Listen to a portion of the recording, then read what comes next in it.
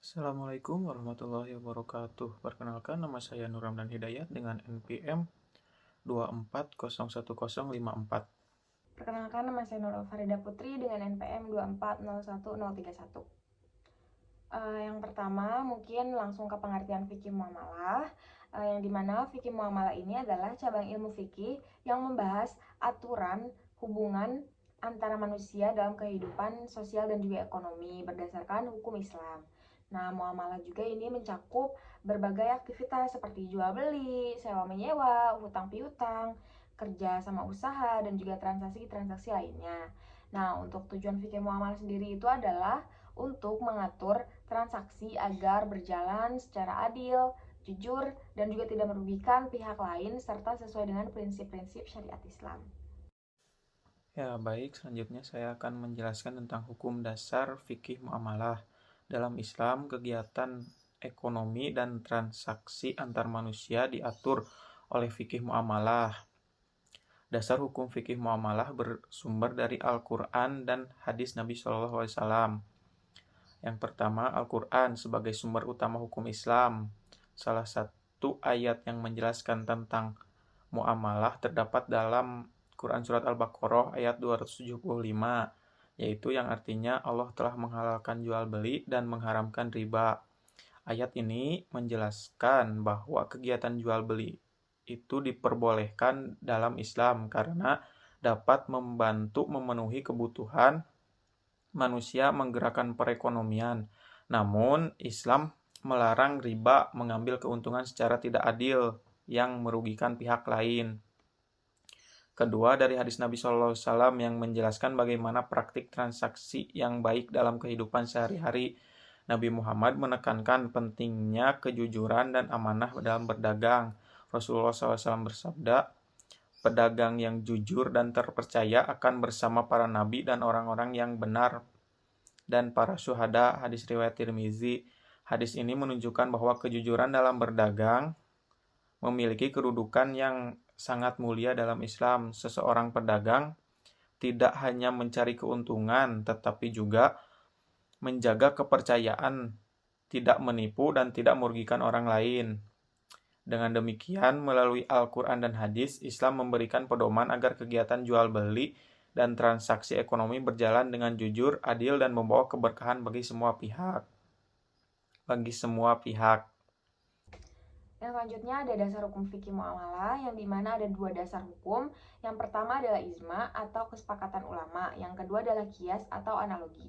Nah, untuk ijma sendiri itu adalah digunakan ketika suatu permasalahan itu tidak dijelaskan secara langsung di dalam Al-Quran ataupun hadis.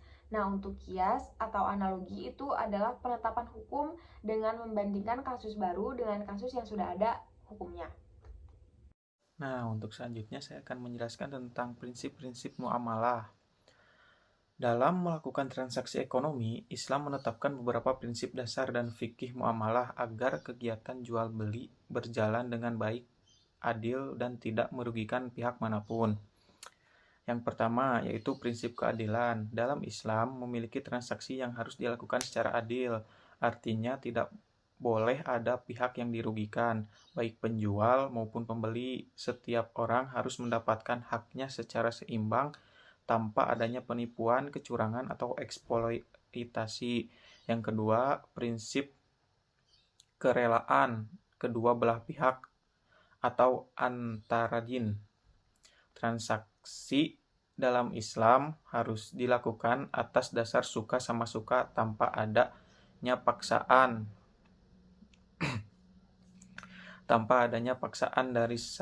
Dari salah satu pihak. Hal ini disesuai dengan firman Allah Subhanahu wa taala dalam Al-Qur'an surat An-Nisa ayat 29 yang artinya, wahai orang-orang yang beriman, janganlah kamu saling memakan harta sesamamu dengan cara yang batil, kecuali dengan jalan perdagangan yang berlaku atas dasar suka sama suka di antara kamu.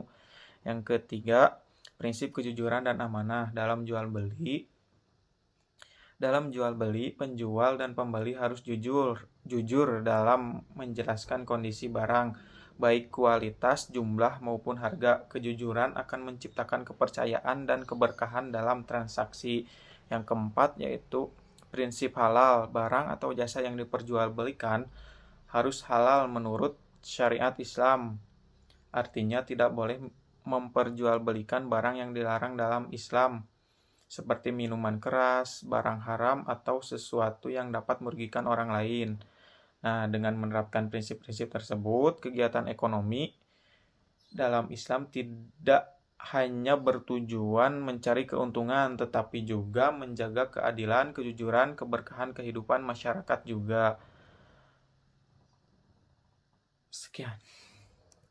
Yang selanjutnya ada rukun dan juga syarat jual beli. Yang dimana rukun jual beli itu yang pertama adalah dengan adanya penjual dan juga pembeli atau pihak yang sedang bertransaksi.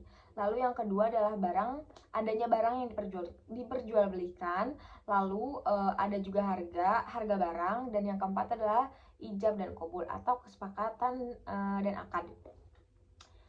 Nah, untuk syarat jual beli sendiri itu ada barang harus halal dan bermanfaat, lalu barang harus jelas bentuk dan jumlahnya, tidak ada unsur penipuan, dan juga dilakukan dengan kerelaan kedua belah pihak. Baik, untuk materi selanjutnya yaitu macam-macam jual beli dalam syariah Islam. Dalam sistem ekonomi Islam terdapat beberapa bentuk jual beli yang diperbolehkan dalam fikih muamalah. Bentuk-bentuk ini digunakan agar transaksi berjalan dengan jelas, adil, dan sesuai dengan prinsip syariah. Pertama, mudarabah. Mudarabah adalah jual beli yang dimana penjual menyebut harga pokok barang dan keuntungan yang diambil dengan pembeli. Dengan demikian, pembeli mengetahui secara jelas berapa harga asli barang dan berapa keuntungan yang diperoleh penjual. Sistem ini sering digunakan dalam perbankan syariah, misalnya untuk membeli kendaraan atau rumah.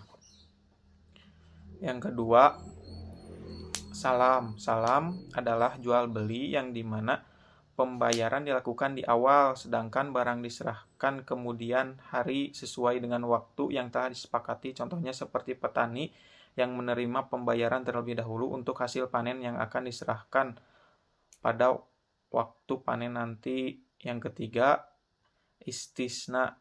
Istisna adalah jual beli dengan sistem pemesanan. Pembuatan barang artinya pembeli harus memesan barang tertentu kepada penjual atau produsen, kemudian barang tersebut dibuat sesuai dengan permintaan pembeli. Contohnya seperti pembuatan rumah, mebel, atau pakaian yang dibuat berdasarkan pesanan. Yang keempat adalah musyawamah. Musyawamah adalah jual beli yang sering terjadi di masyarakat, di mana penjual tidak menyebutkan harga pokok barang tetapi hanya menentukan harga jual kepada pembeli. Dalam transaksi ini biasanya terjadi proses tawar-menawar hingga tercapai kesepakatan antara penjual dan pembeli.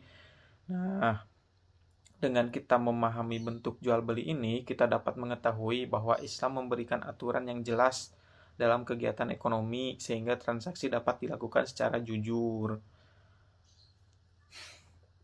Nah, selanjutnya adalah jual beli yang dilarang.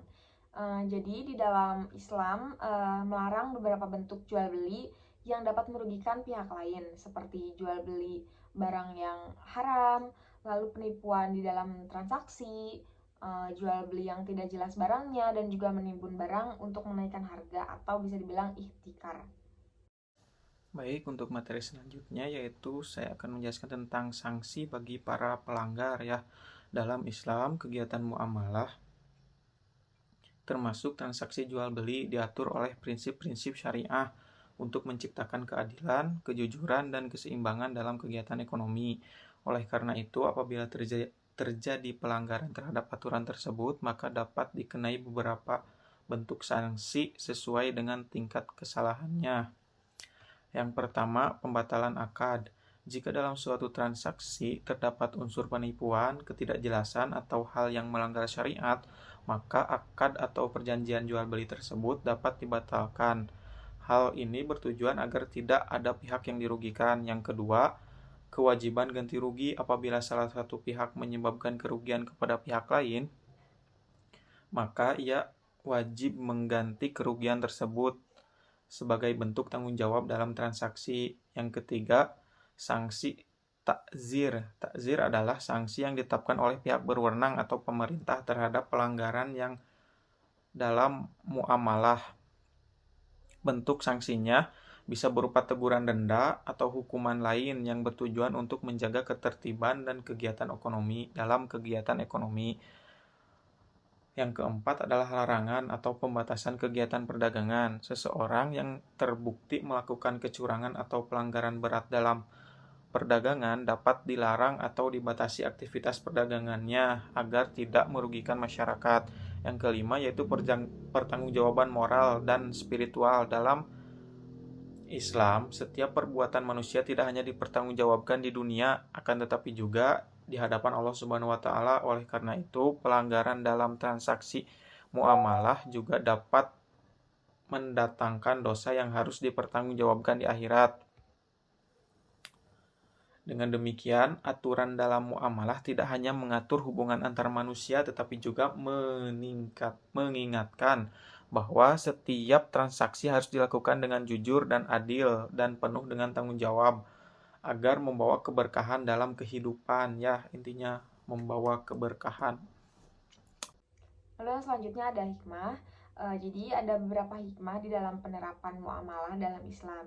Yang pertama itu ada menciptakan keadilan dalam ekonomi, lalu melindungi hak penjual dan juga pembeli, menghindari penipuan dan kecurangan, dan yang terakhir adalah menciptakan sistem ekonomi yang halal dan berkah. Sekian, mungkin apakah ada yang ingin ditanyakan? Nah, baik, yang terakhir yaitu kesimpulan.